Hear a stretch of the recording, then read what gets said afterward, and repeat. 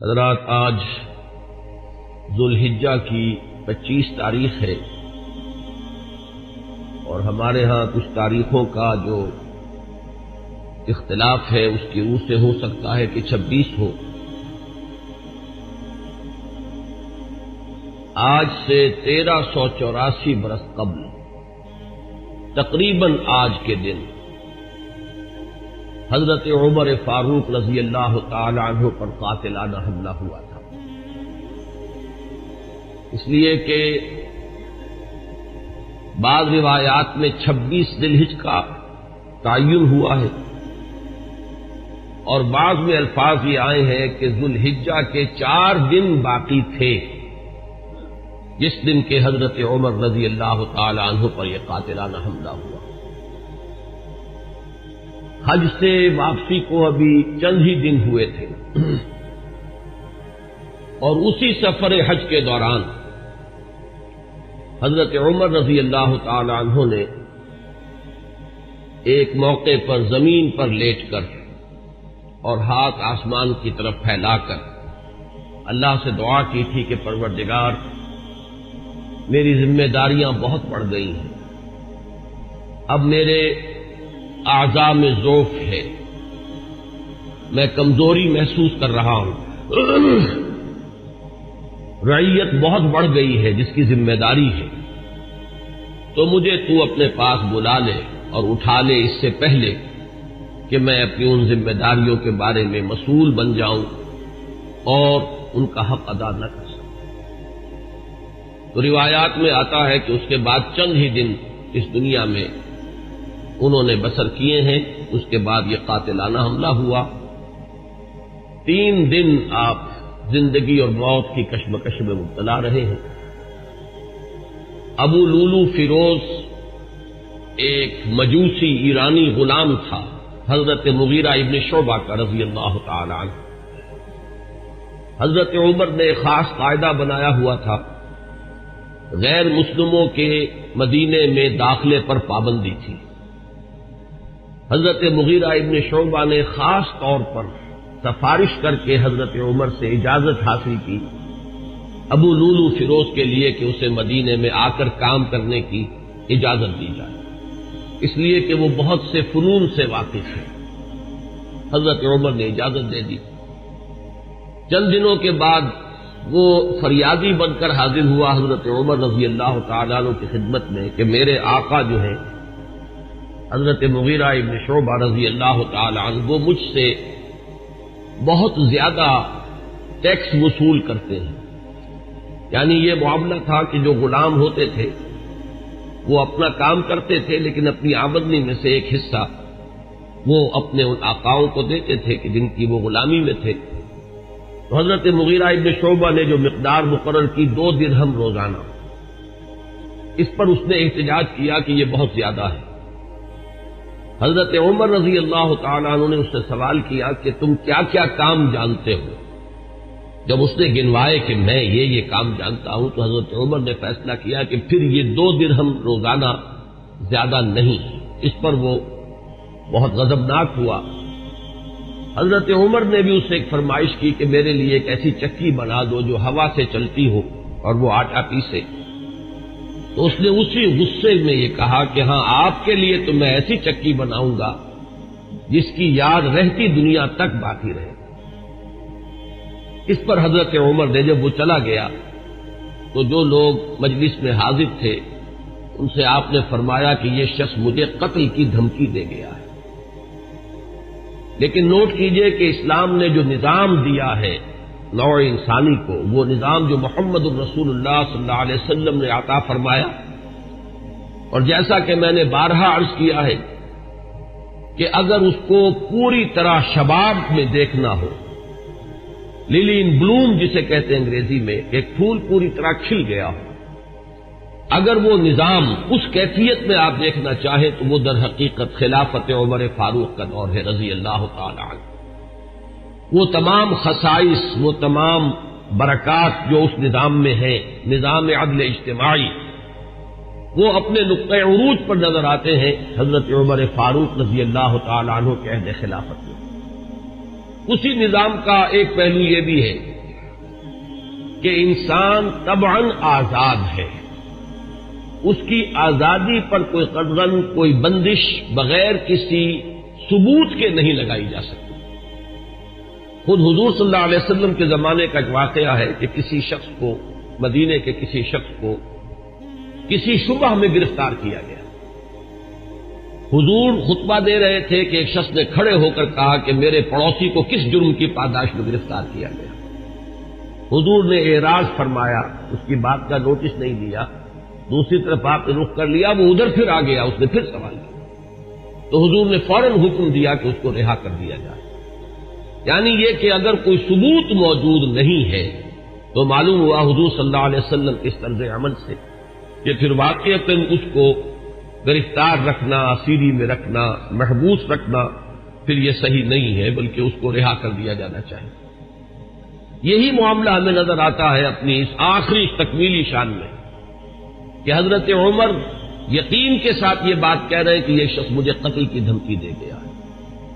اور عمر فاروق رضی اللہ تعالی عنہ کوئی عام انسان نہیں ہے۔ 10 برس سے زائد عرصہ ہو چکا ہے کہ اسلام کی چکی جو چل رہی ہے تو اس کے مرکز جو ہے اس کے، جیسے کہ میں نے مثال دی تھی کہ حضرت علی رضی اللہ تعالی عنہ نے جب ایک موقع پر فارس کے محاذ پر، ایران کے محاذ پر صورتحال کچھ مخدوش ہو گئی تھی تو حضرت عمر نے یہ ارادہ کیا تھا کہ وہ خود محاذ پر جائیں اور مسلمان افواج کی کمان خود کریں، تو حضرت علی نے مخالفت کی تھی اور انہوں نے مشورہ دیا تھا اور یہ الفاظ فرمائے تھے کہ آپ کا اپنی جگہ سے ہی جانا یہ تو پورے اس نظام کے درہم برہم کرنے کا سبب بن سکتا ہے، اور یہی تشبیہ دی تھی کہ چکی اسی وقت تک چلتی ہے جبکہ اس کی وہ کلی اپنی جگہ پر قائم رہے۔ تو آپ کی مثال تو اس پورے نظام کے لیے اس کلی کسی ہے۔ تو 10 برس تک وہ چکی جو ہے گھوم رہی تھی اسی شخصیت کے گرد، اور کتنے فتوحات کا دائرہ کہاں سے کہاں تک پہنچا تھا۔ اتنی بڑی کوئی سلطنت اس سے پہلے تاریخ انسانی میں کبھی وجود ہی میں نہیں آئی تھی، لیکن یہ کہ اس کے باوجود کہ اتنی عظیم سلطنت کے ذمہ دار ترین فرد ہیں حضرت عمر، میں حاکم کا لفظ استعمال نہیں کرنا چاہتا اس لیے کہ یہ لفظ بھی ہمارے اس نظام میں عدل اجتماعی کے ساتھ مناسبت نہیں رکھتا، نہ وہ حاکم تھے نہ حکمران تھے، وہ تو سید القوم خادمہم کی کامل مثال جو ہو سکتی ہے وہ حضرت عمر فاروق ہے رضی اللہ تعالی عنہ۔ لیکن یہ کہ اس نظام کی ذمہ دار ترین شخصیت ہے حضرت عمر، لیکن انہوں نے اپنے حفاظت کا کوئی اہتمام نہیں کیا، کوئی باڈی گارڈ کا انتظام نہیں کیا، دوسری طرف یہ کہ اس شخص کو قید نہیں کیا، اسے مدینے سے شہر بدر نہیں کیا، بلکہ یہ کہ چونکہ یقین ہے اس بات پر کہ زندگی اور موت اللہ کے ہاتھ میں ہے، لہذا وہ ہمیں نظر آتا ہے کہ ایک طرف توکل اس کی یہ شان ہے، دوسری طرف فراست کا یہ عالم ہے کہ اس کے اس جملے کی بات آپ نے پالی ہے کہ یہ مجھے قتل کی دھمکی دے گیا ہے، تیسری طرف اسلامی نظام میں لوگوں کی آزادی کا جو عالم ہے وہ نمایاں ہو رہا ہے کہ ایک ایسے شخص کو جس کے بارے میں شک ہے اس کو گرفتار نہیں کیا جا رہا، اس کے خلاف کوئی تعذیبی کارروائی نہیں ہو رہی۔ بہرحال اس شخص نے چند ہی دن کے بعد فجر کی نماز جب حضرت عمر فاروق ادا کرنے کے لیے آگے بڑھے ہیں اور آپ نے نیت باندھی، یہ شخص پہلی صف میں موجود تھا اور اس کا خنجر جو ہے 2 دھاری خنجر، دونوں طرف اس کے جو ہے وہ دھار تھی، اس کو اس نے حضرت عمر رضی اللہ تعالی عنہ پر جو وار کیے تو 6 وار حضرت عمر پر اس نے پے بپے کیے، حضرت عمر گر گئے رضی اللہ تعالی عنہ۔ حضرت عبد الرحمن ابن عوف نے مختصر ترین صورتوں کے ساتھ پھر وہ نماز فجر ادا کروائی۔ نماز کا یہ عالم ہے کہ یہ نہیں ہوا کہ وہ درہم برہم ہو گیا ہو نظام، لیکن یہ کہ چونکہ جیسے کہ میں ابھی یہ لفظ استعمال کر رہا تھا کہ اس وقت جو وہ نظام مملکت تھا یا نظام حکومت تھا اس میں مرکزی حیثیت حضرت عمر فاروق کی تھی رضی اللہ تعالی عنہ، اسی طرح اسلام کے نظام میں یہ اقامت صلاۃ ہے کہ اس کی وہی اہمیت ہے کہ اگرچہ حضرت عمر فاروق زخمی ہو گئے، گر گئے، لیکن جماعت کا نظام وہ درہم برہم نہیں ہوا ہے، نماز ادا کی گئی ہے 2 رکعتیں جو ہے مختصر ترین قرات کے ساتھ۔ پھر لوگوں نے اس کو پکڑنے کی کوشش کی ہے تو اس نے مزید وار کر کے 13 افراد کو اور زخمی کیا۔ ایک شخص جب اس طریقے سے بکھرا ہوا ہو اور دوسرے لوگ تیار نہ ہو تو صورتحال سمجھ میں آتی ہے۔ ان میں سے 6 حضرات جو ہیں وہ شہید ہو گئے۔ معاملہ صرف حضرت عمر کا نہیں، پکڑنے کی جب کوششیں ہر طرح سے ناکام ہو گئی تو کسی عراقی شخص کے بارے میں آتا ہے کہ اس نے کوئی کپڑا کمبل وغیرہ اس کے اوپر ڈالا ہے، تب وہ قابو میں آیا ہے، لیکن پھر اس نے فوراً خودکشی کر دی۔ حضرت عمر رضی اللہ تعالیٰ عنہ نے سوال کیا، جیسے ہی آپ اس قابل ہوئے کہ سوال کر سکیں کہ میرا قاتل کون ہے۔ جب بتایا گیا کہ وہی ابو لولو فیروز ہے تو آپ نے اللہ کا شکر ادا کیا کہ اللہ کا شکر ہے کہ میرا قاتل کوئی مسلمان نہیں ہے، یعنی جو بات کے 12-13 برس بعد ہونے والی تھی۔ حضرت عثمان رضی اللہ تعالیٰ عنہ کے قاتلین وہ جو بھی آپ انہیں کہیں نام نہاد مسلمان تھے، کلمہ گو تھے، وہ محمد الرسول اللہ صلی اللہ علیہ وسلم کا کلمہ پڑھنے والے تھے، کلمہ شہادت کو انہوں نے اپنے لیے ڈھال بنایا۔ اس سے جو فتنہ شروع ہوا ہے جس کو میں اس سے پہلے بیان کر چکا ہوں کہ الفتنۃ الکبریٰ، سب سے بڑا فتنہ جو ہے وہ حضرت عثمان رضی اللہ تعالیٰ عنہ کی شہادت سے شروع ہوا ہے۔ اس سے پہلے یہ معاملہ اگرچہ حادثۃ الکبریٰ تو اسے آپ کہہ سکتے ہیں، بہت بڑا حادثہ ہے، لیکن یہ ہے کہ اس سے کسی فتنے کا آغاز نہیں ہوا، بلکہ یہ کہ اس کے بعد بھی وہ چکی اسی طرح چلتی رہی۔ کم و بیش 10 برس ہے حضرت عثمان رضی اللہ تعالیٰ عنہ کے عہد خلافت کے کہ وہ بھی اسی شان کے حامل ہے، وہی یکجہتی ہے، وہی امن و امان ہے، اسی طرح فتوحات کا سلسلہ جاری ہے۔ انقلاب محمدی علی صاحب الصلاۃ والسلام کا سیلاب جو ہے وہ بڑھ رہا ہے اسی شان سے، جو میں نے بارہا آپ کو سنایا ہے اقبال کا یہ مصرع کہ تھمتا نہ تھا کسی سے سیل رواں ہمارا، تو کم و بیش 10 برس اس کے بعد یہ کیفیت طاری رہی ہے، تو اس سے کسی بڑے فتنے کا آغاز نہیں ہوا۔ حضرت عمر رضی اللہ تعالیٰ عنہ پر یہ قاتلانہ حملہ ہوا ہے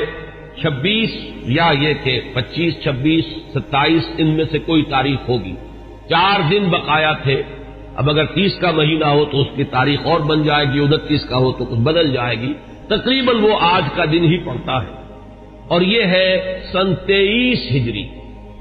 انتقال ہوا ہے تو پھر تدفین جو ہوئی، حضرت صہیب رومی رضی اللہ تعالی عنہ کے بارے میں وصیت تھی کہ وہ میری نماز جنازہ ادا کریں، اس کی امامت کریں، تو یکم محرم الحرام سن 24 ہجری کو تدفین ہوئی ہے۔ تدفین کا یہ واقعہ بھی بڑا اہم ہے، اور آپ سب حضرات کے علم میں ہوگا کہ حضرت عمر نے اپنے صاحبزادے عبداللہ ابن عمر رضی اللہ تعالی عنہما کو بھیجا حضرت عائشہ کی خدمت میں کہ میری بڑی خواہش ہے کہ آپ کے حجرے میں میں دفن ہو جاؤں جہاں محمد الرسول اللہ صلی اللہ علیہ وسلم اور حضرت ابوبکر صدیق رضی اللہ تعالی عنہ مدفون تھے۔ حضرت عائشہ نے فرمایا، اور اس سے جو مقام ان کی نگاہ میں تھا حضرت عمر کا وہ بھی ظاہر ہوتا ہے کہ کس طرح انہوں نے اثار کیا ہے، کس قدر ان کے لیے یہ مرحلہ کٹھن ہوگا فیصلے کا کہ اس حجرے میں صرف ایک قبر کی جگہ اور تھی۔ حضرت عائشہ نے فرمایا ام المومنین رضی اللہ تعالی عنہا کہ یہ جگہ میں نے اپنے لیے مخصوص کی ہوئی تھی، میں چاہتی تھی کہ میں خود یہاں دفن ہوں، اور اس میں کوئی حرج نہیں تھا، اس لیے کہ حضور دفن تھے وہاں،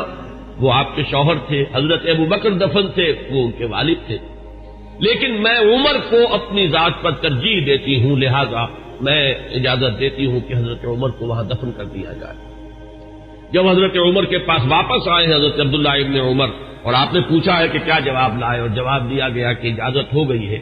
تو فرمایا کہ یہ آخری آرزو تھی زندگی کی، اللہ کا شکر ہے کہ وہ پوری ہو گئی۔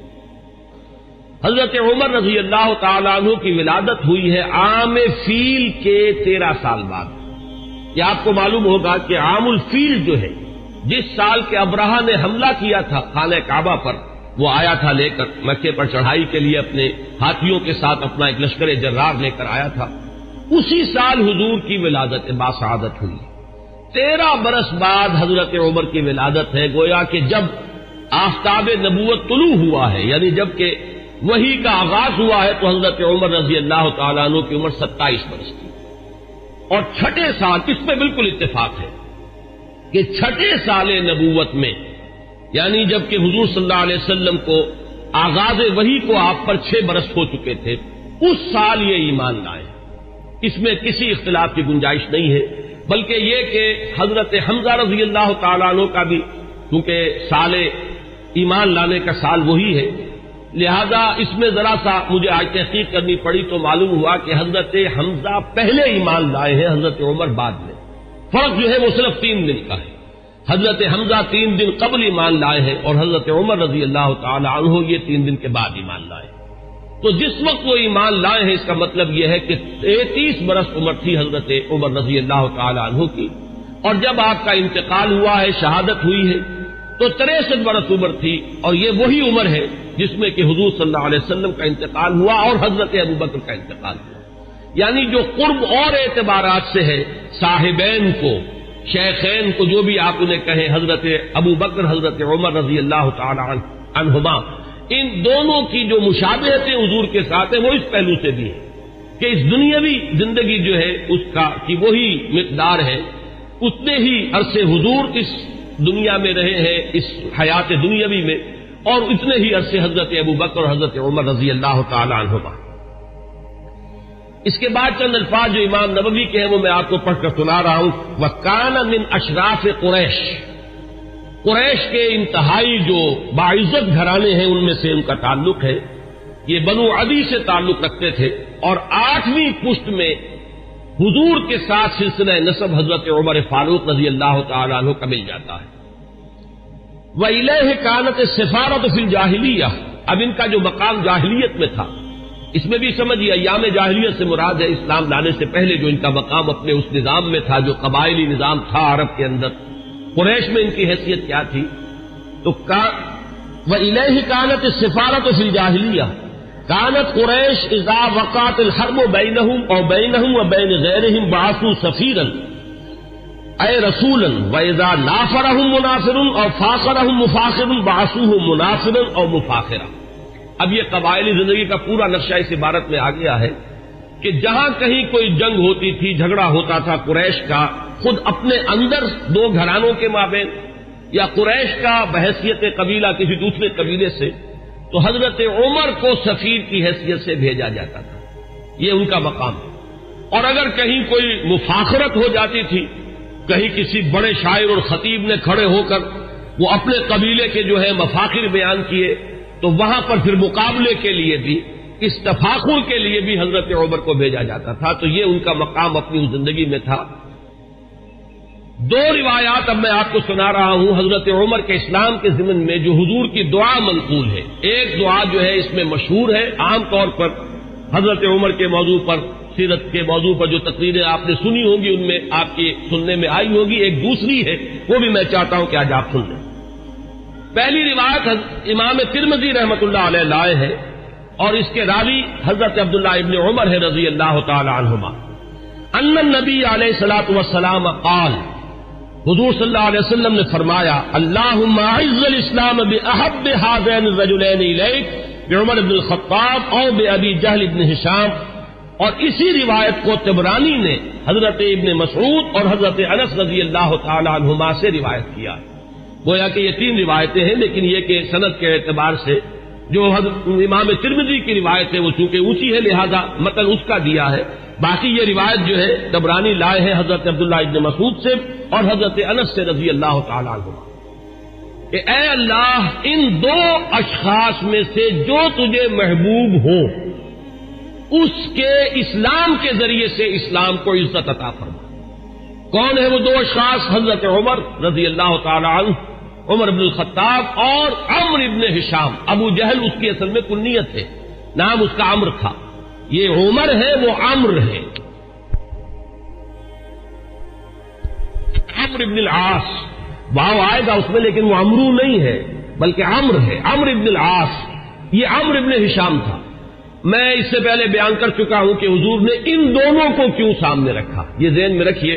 اس کو میں اس وقت یہاں بیان نہیں کروں گا کہ شخصی اوصاف کے اعتبار سے شجاعت، بہادری، جس چیز کو تسلیم کر لے پھر اس کے لیے گردن کٹوانے کے لیے تیار ہو جانا۔ ایک وہ لوگ ہوتے ہیں جو حقیقت کو تسلیم بھی کر لیتے ہیں لیکن یہ کہ پھر بھی وہ آگے نہیں بڑھتے، پیچھے ہی رہتے، بچ بچ کر چلتے ہیں، اور وہ اپنا دامن جو ہے بچا کر جو ہے کسی چیز کا ساتھ بھی دیتے ہیں اور تحفظات کے ساتھ دیتے ہیں۔ ایک وہ لوگ ہوتے ہیں جو بات قبول کر لے پھر ہر کے بعد آباد، اب گردن بھی کٹوا دیں گے، جان دے دیں گے۔ ان اعتبارات سے مشابہت ہے حضرت عمر کی شخصیت میں اور ابو جہل کی شخصیت میں. اس نے بھی گردن کٹوا دی بالفعل اپنے اس دین باطل کے لیے. اور اس کی جو وہ کیفیت ہے وہ بارہا میرے بیان میں آپ سن چکے ہیں کہ جب گردن کاٹی جا رہی تھی تب بھی اس نے یہ کہا تھا کہ میری ذرا نیچے سے گردن کاٹنا تاکہ جب اس کو اب تم رکھو چڑھاؤ کسی نیزے کے اوپر تو اونچی نظر آئے, معلوم ہو کسی سردار کی گردن. تو یہ مزاج حضرت عمر کا بھی اسلام لانے سے پہلے مزاج یہی تھا. پہلوان آدمی تھے تو کاش کے میلوں میں شہزوری کا مظاہرہ کیا کرتے تھے, کشتیاں کیا کرتے تھے. اور یہ امتزاج جو حضرت علی رضی اللہ تعالیٰ عنہ میں ہمیں نظر آتا ہے کہ وہ شجاع بھی تھے اور بہت بڑے عالم بھی تھے, یہی امتزاج حضرت عمر کی شخصیت میں, انتہائی شجاع, بہادر, میدان کے مرد, کشتیاں لڑنے والے, مقابلہ کرنے والے, اور پھر یہ کہ بہت بڑے ماہر انصاب. یہ بہت بڑا علم تھا اس وقت. بہت بڑے ناقد اور جو اشعار کے محاسن ہیں ان کو پرکھنے والے, اس کے بارے میں رائے دینے والے. اور فقہا میں تو پھر جو ان کا مقام ہے وہ آپ کو معلوم ہی ہے کہ یہ صلاحیتیں بھی تمام و کمال کہ علمی اور ذہنی صلاحیتیں بھی, اور پھر عملی جو ہے معاملہ وہ تو ازل من الشمس ہے. تو اس اعتبار سے ابو جہل ایک پہلو سے مشابہ تھا اگر وہ بھی ایمان لے آتا. اور سورہ علق جو ہے قرآن مجید کے 30ویں پارے میں جس میں شروع میں 5 آیتیں وہ ہے کہ جو تقریباً اجماع ہے کہ وہ اولین وحی ہے جو حضور پر ہوئی ہے, اس میں جس شخص کا ذکر ہے وہ یہی ابو جہل ہے کہ اگر یہ شخص ایمان لے آتا تو کیا ہوتا. ارائیت ان کذب وتولی الم یعلم بان اللہ یری. یہ شخص جو ہے جو حضور صلی اللہ علیہ وسلم کی مخالفت میں قبر بستا ہے, اگر یہی شخص کہیں اسلام لے آتا تو واقعہ یہ کہ وہ عمر ثانی ہوتا, پھر حضرت عمر رضی اللہ تعالیٰ عنہ کے انداز کی اس کی شخصیت بھی ہوتی. تو یہ روایت جو ہے یہ تو بارہا آپ نے سنی ہوگی. اب ایک اور روایت میں آپ کو سنا رہا ہوں. اس کو امام حاکم نے حضرت عبداللہ ابن عباس رضی اللہ تعالیٰ عنہما سے روایت کیا ہے, اور اس کو امام طبرانی بھی لائے ہیں اپنی اوسط میں. تو وہ لائے ہیں حضرت ابو بکر سے روایت کر کے, اور اپنی کبیر جو ہے معجم الکبیر اس میں یہ حدیث ثوبان کی حیثیت سے آئی ہے. اس کے الفاظ سنیے. عن ابن عباس رضی اللہ تعالی عنہما ان النبی صلی اللہ علیہ وسلم قال اللہم اعز الاسلام بعمر بن الخطاب خاصتا. اس روایت میں ابو جہل کا نام نہیں ہے بلکہ خاص طور پر گویا کہ حضرت عمر ہی کے لیے حضور صلی اللہ علیہ وسلم دعا فرمائی اور اللہ تعالیٰ نے قبول فرمائی. اسی لیے ہمارے ہاں علماء حضرت عمر کے لیے لفظ استعمال کیا کرتے مراد رسول, کہ جن کے لیے خاص طور پر حضور صلی اللہ علیہ وسلم نے دعا کی ہے اور اللہ تعالیٰ نے آپ کی دعا کو شرف قبول عطا فرمایا ہے اور حضرت عمر بن الخطاب کو ایمان کی توفیق عطا فرمائی. اب میں آپ کو کچھ تو وہ اس سے پہلے کہ میں حضور صلی اللہ علیہ وسلم نے جو مناقب بیان فرمائے ہیں حضرت عمر کے وہ بیان کروں. چند اقوال بعض صحابہ کے. اخرج ابن سعد عن ذکوان قال قلت لعائشہ من سمى عمر الفاروق قالت النبی صلی اللہ علیہ وسلم. یہ ابن سعد طبقات ابن سعد کی روایت ہے ذکوان سے. وہ کہتے ہیں کہ میں نے حضرت عائشہ ام المومنین عائشہ صدیقہ رضی اللہ تعالیٰ عنہ سے سوال کیا یہ لفظ فاروق حضرت عمر کے نام کا جز کیسے بن گیا, کس نے نام رکھا فاروق حضرت عمر کا. حضرت عائشہ نے فرمایا خود حضور نے صلی اللہ علیہ وسلم. اس کی وجہ کیا ہے اگلے اقوال میں وہ آ جائے گی کہ جب حضرت عمر ایمان لائے ہیں تو پہلا شخص جس نے اپنے ایمان کا برملا اعلان کیا ہے اور جا کے نماز پڑھی ہے خانہ کعبہ میں کھلم کھلا وہ حضرت عمر ہے. گویا کہ انہوں نے حق و باطل کے مابین ایک حد فصل قائم کر دی, یا یوں کہیے کہ 2 ادوار ہیں مکی دور میں, ان 2 ادوار میں حد فاصل ہے, فرق کر دینے والے حضرت عمر ہے. باقی بات صحابہ کے اقوال میں آپ کو اور سنا رہا ہوں تاکہ ان کی بھی آپ کے سامنے جو کنٹینٹ ہے واضح ہو جائے. واخرج ابن ماجہ والحاکم عن ابن عباس رضی اللہ عنہما. امام ابن ماجہ یہ تو آپ کو معلوم ہے کہ صحاح ستہ میں شامل ہے, اور امام حاکم نے روایت کیا ہے حضرت عبداللہ ابن عباس رضی اللہ تعالی عنہما سے. قال وہ فرماتے ہیں لما اسلم عمر رضی اللہ عنہ نزل جبرائیل فقال یا محمد صلی اللہ علیہ وسلم لقد استبشر اہل السماء باسلام عمر. جب حضرت عمر ایمان لائے تو حضرت عبداللہ ابن عباس فرماتے ہیں کہ حضرت جبرائیل حاضر ہوئے حضور کی خدمت میں صلی اللہ علیہ وسلم علیہ الصلوۃ والسلام, اور انہوں نے یہ فرمایا کہ اے نبی صلی اللہ علیہ وسلم آسمان والے بھی خوشیاں منا رہے ہیں عمر کے اسلام لانے سے۔ واخرج البخاری عن ابن مسعود رضی اللہ عنہ قال ما زلنا عزة منذ اسلم عمر رضی اللہ عنہ۔ حضرت ابن مسعود رضی اللہ تعالی عنہ سے روایت ہے، امام بخاری کی روایت ہے، یہ صحیح بخاری کی روایت۔ وہ فرماتے ہیں کہ جب ایمان لے آئے حضرت عمر تو پھر ہم پر کمزوری نہیں رہی، پھر ہم قوت والے ہو گئے، عزت والے ہو گئے۔ اب وہ بات نہیں رہی کہ ہم دبے دبے تھے، بلکہ ہماری بھی اب جو ہے ہمتیں بن گئی۔ ابن سعد کی روایت ہے طبرانی اور ابن سعد کی ابن مسعود سے رضی اللہ تعالی عنہ، یہ ان کا قول ہے۔ کان اسلام عمر فتحا وکانت ہجرتہ نصرا وکانت امامتہ رحمتا وَلَقَدْ رَأَيْتُنَا وَمَا نَسْتَطِيعُ أَن نُّصَلِّيَ إِلَى الْبَيْتِ حَتَّى أَسْلَمَ عُمَرُ فَلَمَّا أَسْلَمَ عُمَرُ قَاتَلَهُمْ حَتَّى تَرَكُونَا فَصَلَّيْنَا۔ حضرت عبداللہ ابن مسعود جو ہے یہ مناقب میں بیان فرما رہے ہیں، حضرت عمر کا اسلام لانا گویا کہ اسلام کی فتح تھی، ان کی ہجرت اسلام کی نصرت تھی، ان کی امامت اسلام کے حق میں رحمت تھی، اور ہم اپنے آپ کو دیکھتے تھے، یعنی ایمان لا چکے تھے لیکن ہم بیت اللہ میں نماز نہیں پڑھ سکتے تھے جب تک کہ عمر اسلام نہیں لے آئے۔ جب عمر اسلام لے آئے تو پھر انہوں نے مقابلہ کیا کفار کا، تو انہوں نے پھر ہم سے تعارض کرنا چھوڑ دیا، اب ہم نے بیت اللہ میں نمازیں پڑھنی شروع کر دی۔ یہی وہ لفظ ہے جس کی وجہ سے کہ حضرت عمر فاروق قرار پا رہے ہیں۔ واخرج ابن سعد والحاکم عن حذیفہ رضی اللہ عنہ لما اسلم عمر كان الاسلام كالرجل المقبل لا يزداد الا قربا فلما قتل عمر كان الاسلام كالرجل المدبر لا يزداد الا بعدا۔ یہ بہت ہی حکیمانہ قول ہے حضرت حذیفہ کا رضی اللہ تعالی عنہ، اور اسے امام حاکم نے اور ابن سعد نے دونوں نے روایت کیا ہے۔ یہ حضرت حذیفہ فرما رہے ہیں کہ جب حضرت عمر اسلام لے آئے تو اسلام ایک آنے والے شخص کے مانند ہو گیا کہ جو شخص آ رہا ہو وہ ہر لحظہ آپ سے قریب تر ہوتا چلا جا رہا ہے۔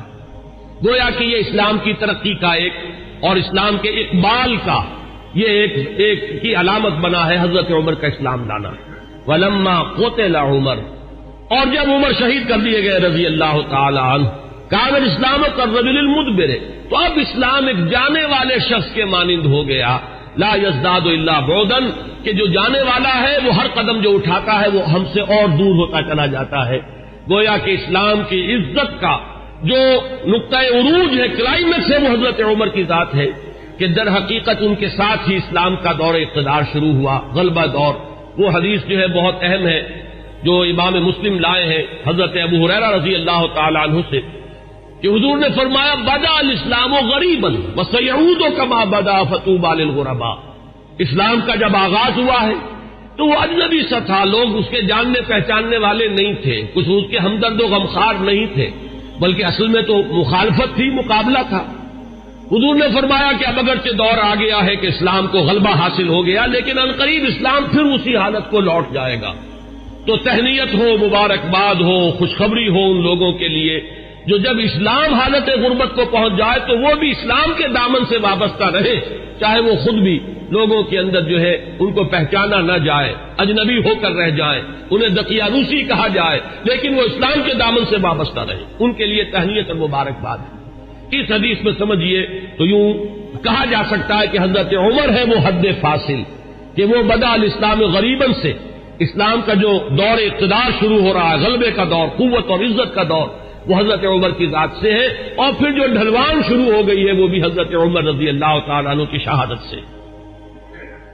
واخرج الطبرانی عن ابن عباس رضی اللہ عنہما قال اول من جہر بالاسلام عمر بن الخطاب،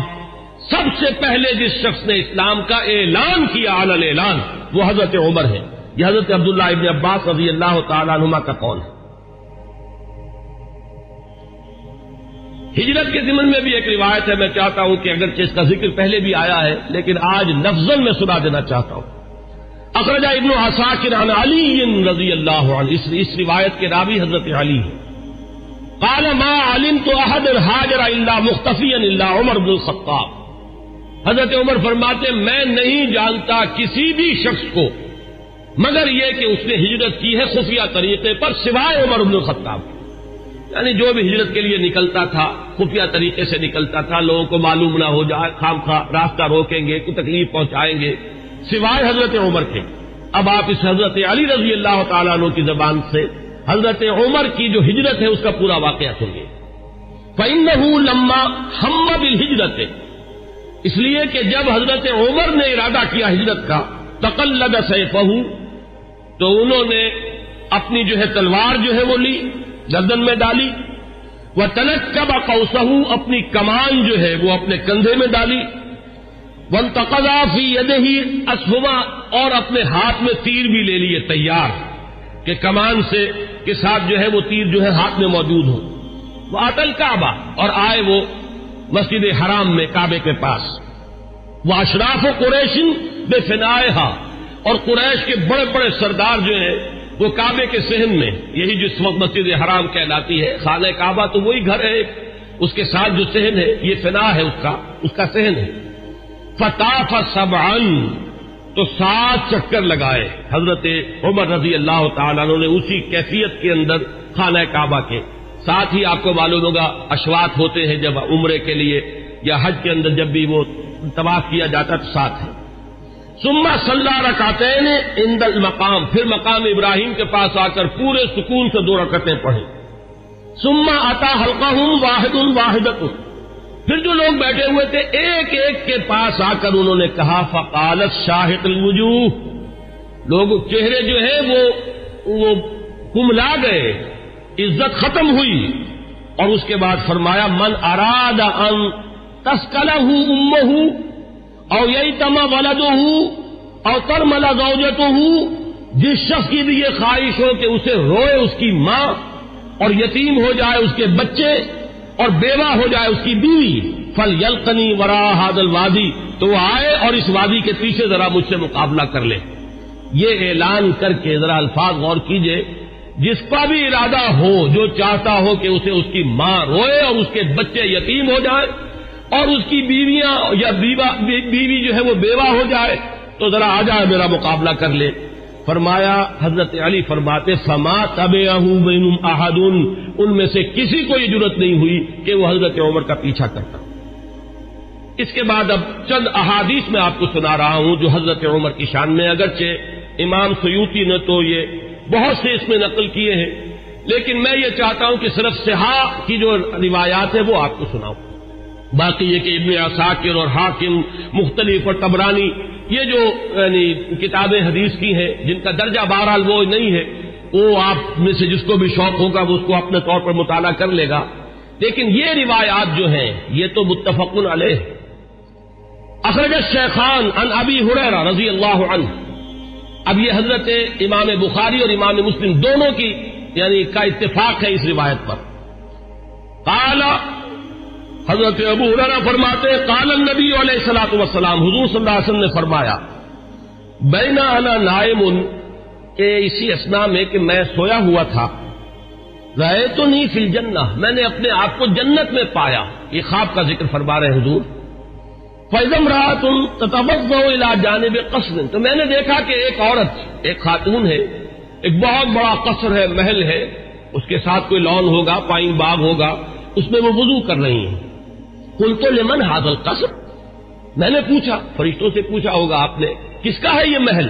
قالوا لعمر، تو مجھے بتایا گیا کہ یہ عمر کا محل ہے۔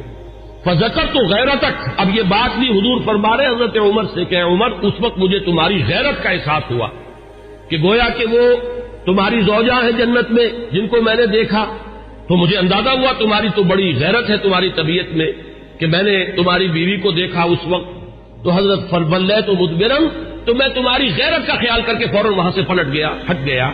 فبکا عمر، حضرت عمر اس پر رو پڑے،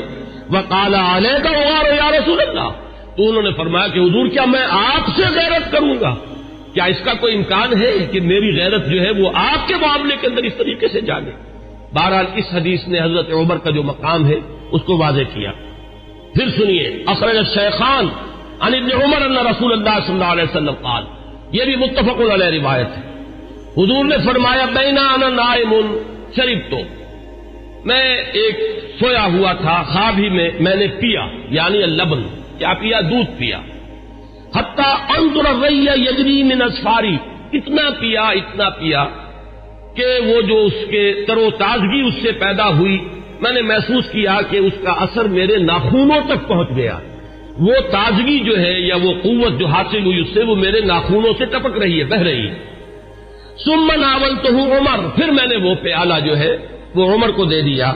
قالوا فما اولتہ یا رسول اللہ، صحابہ نے پوچھا حضور آپ نے اس خواب کی کیا تعبیر کی؟ قال العلم، حضور نے فرمایا وہ پیالہ وہ علم کا پیالہ ہے جس سے میں نے سیر ہو کر پیا، اور پھر میں نے وہ پیالہ عمر کے حوالے کر دیا اور اس نے اس سے پیا۔ پھر سنیے تیسری حدیث،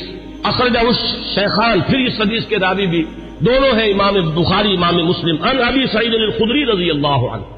حضرت ابو سعید خدری فرماتے ہیں قال سمعت النبی صلی اللہ علیہ وسلم، حضور صلی اللہ علیہ وسلم سے میں نے خود سنا، یقول، یہ فرماتے ہوئے، بین انا نائم رأیت الناس عرضوا علی وعلیہم قمص، میں سویا ہوا تھا، میں نے دیکھا بہت سے لوگ میرے سامنے پیش کیے گئے، انہوں نے قمیصیں پہنی ہوئی ہیں لیکن ان قمیصوں کا سائز جو ہے بڑا مختلف ہے۔ فمنها ما يبلغ الصدى، ان میں سے کچھ ایسے بھی تھے کہ جن کی قمیضیں صرف سینے تک پہنچتی تھی، ومنها ما يبلغ دون ذلك، بہت سے ایسے تھے جن کی قمیضیں لمبی تھی، اس سے زیادہ تھی۔ وعرض علی عمر، اور اب میرے سامنے عمر کو پیش کیا گیا، وعلیہ قمیص یجرہ، ان پر اتنی لمبی قمیص تھی، اتنی لمبی قمیص پہنی ہوئی تھی، زیب تن کیے ہوئے تھے کہ وہ اسے گھسیٹ رہے تھے، یعنی وہ پیچھے پیچھے جو ہے، جیسے کہ پچھلے زمانے کے اندر بادشاہوں کا رواج ہوتا تھا ان کے، اور یہ ہمارے ہاں بھی جو جانگلیوں میں آپ نے دیکھا ہوگا تہمت جو ہے وہ زمین میں گھسٹتا ہوا چلے اپنے فخر اور غرور کے اظہار کے لیے، وہ نقشہ جو ہے کہ وہ اپنے اس قمیص کو گھسیٹ رہے ہیں۔ قالا، لوگوں نے پوچھا، قالوا فما اولتہ یا رسول اللہ، حضور آپ نے اس کی کیا تعبیر فرمائی؟ قالا دین، حضور نے فرمایا دین ہے، یہ لوگوں کے حصے میں دین کے مختلف حصے آئے ہیں، کسی کے پاس بہت ہے، کسی کے پاس کم ہے، کسی کے پاس زیادہ ہے۔ حضرت عمر رضی اللہ تعالی عنہ کو اللہ تعالی نے دین کی دولت سے جس درجے سرفراز فرمایا وہ اس حدیث میں اس تمثیل سے واضح ہوئی۔ پھر سنیے، یہ بھی پھر متفق علیہ روایت ہے، یہ میں چاہتا ہوں کہ آپ حضرات کے سامنے یہ چیزیں آئیں تو اس پوری سند کے ساتھ آئیں، کس درجے کی یہ روایات ہے، یہ کہانیاں نہیں ہیں، یہ صرف زور خطابت نہیں ہے کہ جو لوگ اپنے انداز کے اندر آپ حضرات کے سامنے بیان کرتے ہو، بلکہ یہ کہ یہ حقائق ہیں وہ کہ جو ہمارے ہاں مستند ترین، اب ظاہر بات ہے کہ قرآن کے بعد مستند ترین ہمارے ہاں تو یہی دو کتابیں ہیں، صحیحین، صحیح بخاری اور صحیح مسلم، اس میں کسی کو بھی اہل سنت میں کسی شک و شبے کی گنجائش نہیں، اور ان کی یہ متفق علیہ روایات ہے۔ اس کے راوی حضرت سعد بن ابی وقاص رضی اللہ تعالی عنہ قال قال النبی علیہ الصلوۃ والسلام یا ابن الخطاب، حضرت سعد بن ابی وقاص فرماتے ہیں کہ حضور صلی اللہ علیہ وسلم نے فرمایا، اے خطاب کے بیٹے رضی اللہ عنہ، والذی نفسی بیدہ ما لقیک الشیطان سالکا فجا قط الا سلک فجا غیر فجک، اے خطاب کے بیٹے میں یہ دیکھتا ہوں کہ جس راستے سے تو چل رہا ہوتا ہے شیطان جو ہے اس راستے سے کنی کترا کر کسی اور گھاٹی میں سے نکل جاتا ہے، یعنی وہ آمنا سامنا کرنے کی قوت نہیں رکھتا ہے عمر تمہارے ساتھ۔ اب روایت جو ہے یہ صرف بخاری کی ہے، متفق علیہ نہیں، لیکن اصح الکتب بعد کتاب اللہ تو یہ صحیح بخاری ہے۔ عن ابی ہریرہ قال النبی علیہ الصلوۃ والسلام لقد كان فيما قبلكم من الامم ناس محدثون فإن يكن في امتي احد فإنه عمر، حضرت حضور صلی اللہ علیہ وسلم کا فرمان کیا ہے؟ حضرت ابو ہریرہ راوی ہے کہ حضور نے فرمایا کہ تم سے پہلی جتنی امتیں گزری ہیں، جتنے رسولوں کو اللہ تعالیٰ نے امتیں عطا فرمائی، ان میں محدث ہوتے تھے۔ محدث وہ ہے، اس کو میں نے پہلے بھی کبھی عرض کیا تھا کہ یہ لفظ جو ہے زبر اور زیر کے فرق سے بہت اس کے اندر معنی کا جو ہے فرق واقع ہو جاتا ہے۔ محدث یہ تو ہمارے ہاں محدثین کرام، امام بخاری، حدیث نبوی کے ماہرین عالمین وہ ہے محدثین، اور محدث وہ شخص ہوتا ہے جس سے اللہ کلام کرے، جسے اللہ کی طرف سے الہام ہوتا ہو، وہ محدث ہے۔ حضور نے فرمایا کہ تم سے پہلے جتنی امتیں بھی گزری ہیں ان میں محدث ہوتے تھے، میری امت میں اگر کوئی محدث ہے تو وہ عمر ہے رضی اللہ تعالی عنہ۔ اس کا ایک بڑا گہرا تعلق ہے کہ کتنی چیزیں، کتنے معاملات ہیں، اگرچہ میں نے نشان تو اور بہت سی روایات کے اوپر بھی لگائے ہوئے ہیں، لیکن میں سمجھتا ہوں کہ میں اسی پر اکتفا کروں۔ البتہ ایک چیز جو ہے حضرت عمر رضی اللہ تعالیٰ عنہ کے مناقب میں جو اہم ترین ہے، وہ میں چاہتا ہوں کہ ذرا چند منٹ اور لے کر آپ کے سامنے بیان کر دوں، اور وہ اسی سے کہ محدث اس شخص کو کہتے ہیں جس سے اللہ ہم کلام ہوتا ہو، جس پر الہام ہوتا ہو، جس کا ملأ اعلیٰ کے ساتھ اتنا گہرا روحانی تعلق ہو، جس کی ذہنی مناسبت ہو کہ جو بات جو ہے دین میں ابھی آئی نہیں ہے وہ بھی حضرت عمر رضی اللہ تعالیٰ عنہ کے مزاج کی مناسبت سے ان پر منکشف ہو جاتی تھی۔ چنانچہ آپ نے خطبوں میں، ہمارے ہاں اہل سنت کے خطبوں میں جب مختلف نام لیے جاتے ہیں خلفائے راشدین کے، تو ہر ایک کی شان میں کچھ الفاظ بارہا آپ نے سنے ہوں گے۔ چنانچہ حضرت ابوبکر کے بارے میں الفاظ آتے ہیں کہ تمام لوگوں میں انبیاء کے بعد بالاتفاق جو افضل ترین انسان ہے وہ حضرت ابوبکر ہیں۔ حضرت عمر کے بارے میں الفاظ آتے ہیں الذی کان رأیہ موافقا بالوحی والکتاب، عمر بن الخطاب رضی اللہ عنہ۔ اس میں چونکہ کچھ قافیہ بھی ملانے کی جن حضرات نے بھی یہ خطبہ مرتب کیا ہے، تو عربی زبان میں چونکہ اس کی بھی ایک اہمیت ہے، صوتی آہنگ ہوتا ہے، تو کچھ قافیے بھی ملائے گئے ہیں۔ جامع آیات القرآن عثمان ابن عفان رضی اللہ تعالی عنہ، اس طریقے سے تو حضرت عمر کے بارے میں یہ الفاظ آپ نے بہت سنے ہوں گے کہ الذی کان رأیہ موافقا بالوحی والکتاب، وہ شخص کے جس کی رائے وحی اور کتاب کے موافق تھی۔ میں نے ایک مرتبہ یہ عرض کیا تھا اور آج پھر جسارت کر رہا ہوں کہ غیر شعوری طور پر ان الفاظ نے حضرت عمر کا درجہ گھٹا دیا ہے، اس لیے کہ یہ شان تو ہر صحابی کی ہے، ہو ہی نہیں سکتا کہ وحی اور کتاب کے موافق ان کی رائے نہ ہو۔ جب وحی اور کتاب آ گئی تو اب کسی صحابی کی یہ شان ہے ہی نہیں، جیسے کہ قرآن مجید میں فرمایا گیا کہ ما کان لمؤمن ولا مؤمنۃ اذا قضى الله امرا ان يكون له الخيرة في امره، جب اللہ اور اس کے رسول کی طرف سے کوئی فیصلہ صادر کر دیا جائے پھر کسی مومن اور مومنہ کے لیے یہ ممکن ہی نہیں ہے کہ اس کے بعد بھی وہ کوئی اپنا اختیار سمجھے اور اپنی کوئی رائے علیحدہ رکھے۔ تو اس حد تک تو حضرت عمر کی بات بھی اگر ہے تو وہ تو تمام صحابہ کے ساتھ ہے۔ اصل شان تو یہ ہے کہ الذی کان الوحی والکتاب موافقا برأیہ، حضرت عمر کی شان یہ ہے کہ وحی اور کتاب نازل ہوئی ہے ان کی رائے کی موافقت میں، ایک رائے ان کی طرف سے پہلے آئی ہے اور کلام اللہ میں وہ حکم اس کے مطابق نازل ہو گیا ہے۔ ظاہر بات ہے کہ اس کا سبب نزول یہ نہیں ہے کہ حضرت عمر نے یہ فرمایا، معاذ اللہ، لیکن یہ کہ وہ موافقت نزول سے قبل کی مناسبت، وہ ذہنی اور باطنی اور روحانی اور قلبی جو مناسبت حضرت عمر کو حاصل تھی اس حقیقت کے ساتھ، اس کی وجہ سے جو بات آپ کے ذہن میں آتی تھی اسی کے مطابق قرآن مجید میں پھر حکم نازل ہو جاتا تھا۔ امام عبداللہ شیبانی نے 21 اس کی مثالیں دی ہیں، جس کو کہ یہاں اس وقت جو ہے میں ظاہر بات ہے کہ نقل نہیں کر سکتا، ان میں سے 5-6 جو بہت اہم ہیں وہ میں گنوا رہا ہوں۔ سب سے پہلی بات یہ کہ حضرت عمر نے یہ فرمایا تھا، عرض کیا تھا حضور صلی اللہ علیہ وسلم سے لَاتَّخَذْنَا مِن مقام ابراہیم مصلی، حضور کیا ہی اچھا ہو اگر ہم مقام ابراہیم کو اپنی جائے نماز بنائیں، ہم یہاں پر نماز ادا کیا کریں۔ فنزلت، اور اس کے بعد یہ آیت نازل ہو گئی وَاتَّخِذُوا مِن مقام ابراہیم مصلی۔ یہ الفاظ جو ہے تقریباً بالکل وہی ہے کہ جو الفاظ حضرت عمر نے اپنے قول میں استعمال کیے تھے، بالکل اسی کے مطابق یہ وہی نازل ہوئی۔ اسی طرح دوسری بات حضرت عمر ہیں جنہوں نے حضور صلی اللہ علیہ وسلم سے فرمایا، عرض کیا تھا یا رسول اللہ يدخل على نسائك البر والفاجر فلو امرتهن يحتجبن، کہ حضور آپ کے گھروں میں مومن بھی آتے ہیں، منافق بھی آ جاتے ہیں، نیک بھی آتے ہیں اور فاجر قسم فاسق قسم کے لوگ بھی آ جاتے ہیں، تو کیا ہی اچھا ہو اگر آپ اپنی ازواج کو پردے کا حکم دیں۔ فنزلت آیت الحجاب، اس کے بعد جو ہے وہ حجاب والی آیت نازل ہو گئی۔ نمبر 3، وَاجْتَمَعَ نِسَاءُ النَّبِيِّ علیہ الصلوۃ والسلام فی الغیرہ، قلت، حضرت عمر یہ فرماتے ہیں کہ جب حضور صلی اللہ علیہ وسلم کے ازواج مطہرات نے وہ ایک ایکا کر لیا تھا، یہ واقعہ ہے جو آتا ہے سیرت میں، حضور صلی اللہ علیہ وسلم سے نان نفقے کے مطالبے کے لیے کہ کچھ ہمارا بھی جو ہے روزینہ بڑھا دیا جائے، کچھ ہمارے لیے بھی وسعت ہو جانی چاہیے. جیسے حضرت فاطمہ حاضر ہوئی تھی حضور کی خدمت میں کہ اب تو عام لوگوں کے گھروں کے اندر جو ہے بڑی خوشحالی ہے، تو مجھے بھی کوئی کنیز یا غلام عنایت ہو جائے. اسی طرح ازواج مطہرات کا معاملہ ہے، انہوں نے بھی اسی دلیل سے کہ اب تو عام لوگوں کے گھروں کے اندر بڑی خوشحالی ہو گئی ہے، تو کچھ نہ کچھ ہمیں بھی وسعت اور کشادگی کا انتظام کر دیا جائے. تو جب یہ معاملہ ہوا تو حضرت عمر نے یہ کہا تھا، جو الفاظ فرمائے تھے اس کے مطابق وہ آیت نازل ہوئی، عسى ربه ان طلقكن ان يبدله ازواجا خيرا منكن. یہ تیسری مثال ہے. چوتھی مثال، بدر کے اسیروں کے ضمن میں جب مشورہ ہوا، حضرت عمر کی رائے یہ تھی کہ ان سب کو قتل کیا جائے.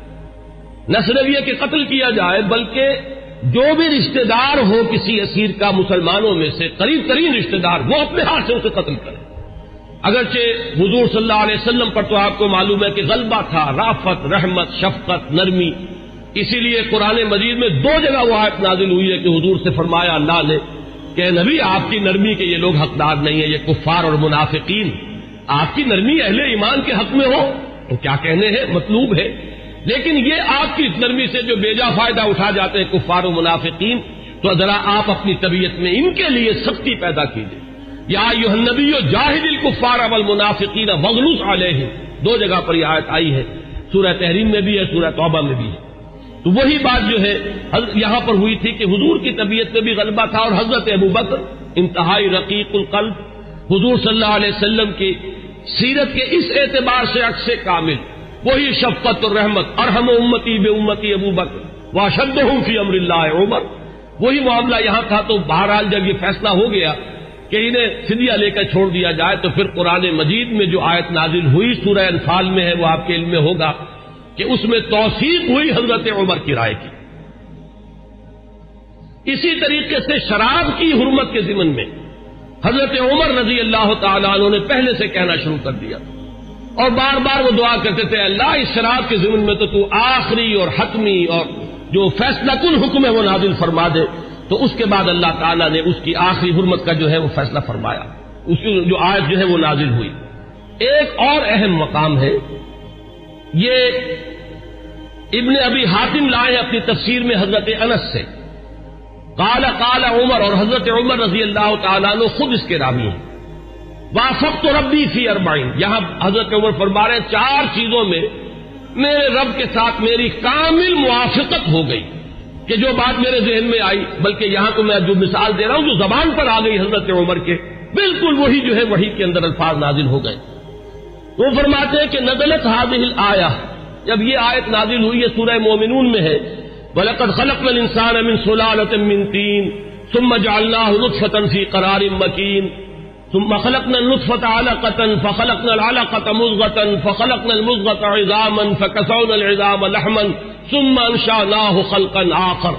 جب یہ آیات نازل ہوئیں تو میری زبان پر فوراً الفاظ جاری ہو گئے فتبارک اللہ احسن الخالقین، اور بین ہی یہی الفاظ بعد میں قرآن مجید میں بھی وحی کے ذریعے سے نازل ہو گئے.